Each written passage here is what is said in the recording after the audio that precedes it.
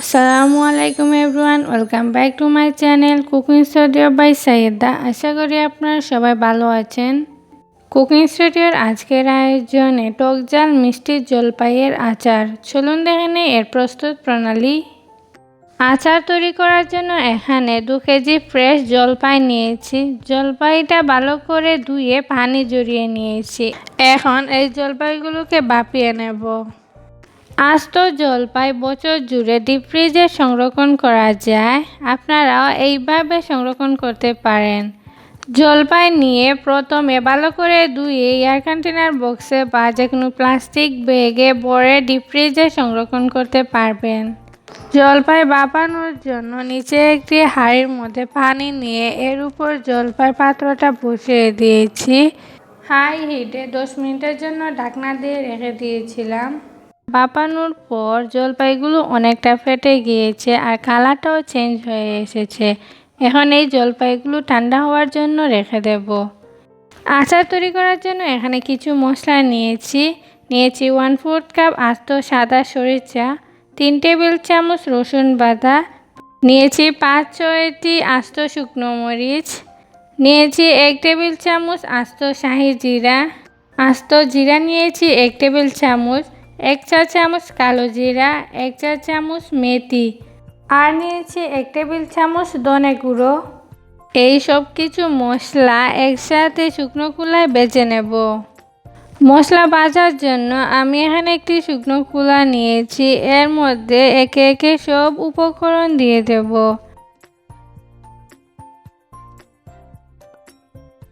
Medium আঁচে অনবরত নেড়েচেড়ে মশলাগুলো ভেজে নেব।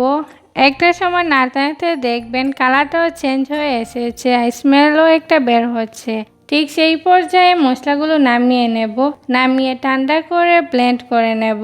কিছুটা গরম থাকতে জলপাইগুলো ম্যাশ করতে হবে। একদম ঠান্ডা হয়ে গেলে তখন এইভাবে ভাঙতে একটু কষ্ট হয়, তখন জলপাইগুলো অনেকটা শক্ত হয়ে যায়। সবগুলো জলপাই এইভাবে হাত দিয়ে ভেঙে নিচ্ছি। ভাঙা হয়ে গিয়েছে। আপনারা চাইলে এখান থেকে কিছু বীজ ফেলেও দিতে পারেন, আমি ফেলেনি। বীজ কামড়ে পড়লে একটু ভালো লাগে। আচার তৈরি করার জন্য আমি এখানে 1/4 কাপ সরিষার তেল নিয়েছি। এর মধ্যে দিয়ে দিয়েছি 1 চা চামচ আস্ত জিরা। 1 মিনিট পর দিয়ে দিয়েছি 1 টেবিল চামচ রসুন কুচি। মিডিয়াম আঁচে রসুনটা কিছুক্ষণ ভেজে নেব।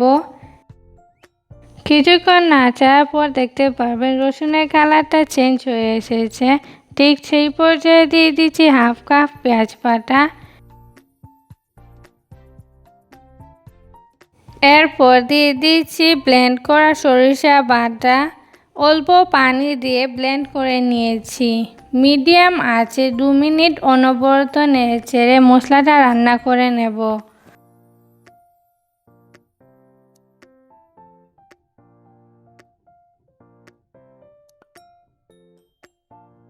দু মিনিট পর দিয়ে দিচ্ছি আগে থেকে ভেজে ব্লেন্ড করে রাখা মশলা। এর মধ্যে আমি 1 টেবিল চামচ ধনে গুঁড়ো দিয়ে দিয়েছি। এখন একসাথে ভালো করে নেড়ে মিশিয়ে নেব। মশলাটা ভালো করে মেশানো হয়ে গেলে দিয়ে দিয়েছি ম্যাশ করা জলপাইগুলো। জলপাই দিয়ে মশলার সাথে ভালো করে নেড়ে মিশিয়ে নেব। এইভাবে ভেঙে জলপাইগুলো দিলে জলপাইয়ের মধ্যে আচারের মশলাটা খুব ভালো করে মিশে যায়। জলপাইটা মশলার সাথে ভালো করে নেড়ে মিশিয়ে নেব। ভালো করে মেশানো হয়ে গেলে এর মধ্যে দিয়ে দিচ্ছি 1 চা চামচ লবণ। লবণটা আপনাদের পরিমাণ মতো অ্যাড করে নেবেন। লবণ দিয়ে আবারও ভালো করে নেড়েচেড়ে মিশিয়ে নেব। ভালো করে নেড়ে মেশানো হয়ে গেলে এর মধ্যে দিয়ে দেব 1.5 কাপ গুড়। যারা গুড় খেতে পছন্দ করেন না তারা এই পর্যায়ে চিনি অ্যাড করে নিতে পারবেন। গুড়ের আচারগুলো খেতে অনেক ভালো লাগে। টক ঝাল মিষ্টি আচার তৈরি করার জন্য গুড় অ্যাড করছি।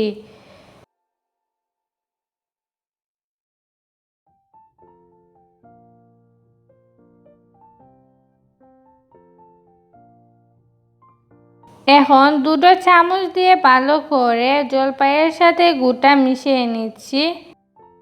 ভালো করে নেড়ে মেশাতে হবে যাতে আচারের প্রতিটা জায়গায় গুড়টা মিশে যায়। ভালো করে মেশানো হয়ে গেলে এর মধ্যে দিয়ে দিচ্ছি 2 চা চামচ মরিচ গুঁড়ো। মরিচ গুঁড়ো দিয়ে আবারও ভালো করে নেড়ে মিশিয়ে নিচ্ছি। জালটা আপনারা আপনাদের পরিমাণ মতো বাড়িয়ে কমিয়ে নিতে পারেন। মিডিয়াম আঁচে অনবরত নেড়ে ছেড়ে 10 মিনিটের মতো আচারটা রান্না করে নেব। একটা সময় নাড়তে নাড়তে দেখবেন আচারটা অনেকটা স্টিকি হয়ে এসেছে আর পাতিলের গায়ে ছেড়ে এসেছে।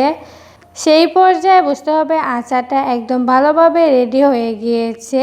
এখন এই আচারটার মধ্যে দিয়ে দিচ্ছি 1/4 কাপ ভিনেগার। ভিনেগার দিলে আচার অনেক দিন পর্যন্ত সংরক্ষণ করা যায়। এখন ভালো করে নেড়ে চেড়ে 2 মিনিটের মতো মিশিয়ে নেব। 2 মিনিট পর আচারটা হয়ে গিয়েছে। এখন এই আচারটা নামিয়ে নিচ্ছি।